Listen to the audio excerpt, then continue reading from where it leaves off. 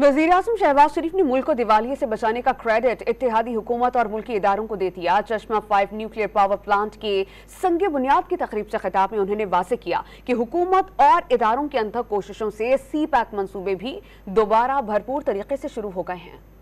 We crossed very turbulent waters in the last 15 months. By the grace of God Almighty, not only the risk of potential default has been completely averted through team efforts, untiring efforts of all the components of the government of Pakistan and all other institutions.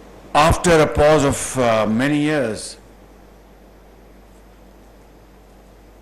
CPAC is going to be again in full cry,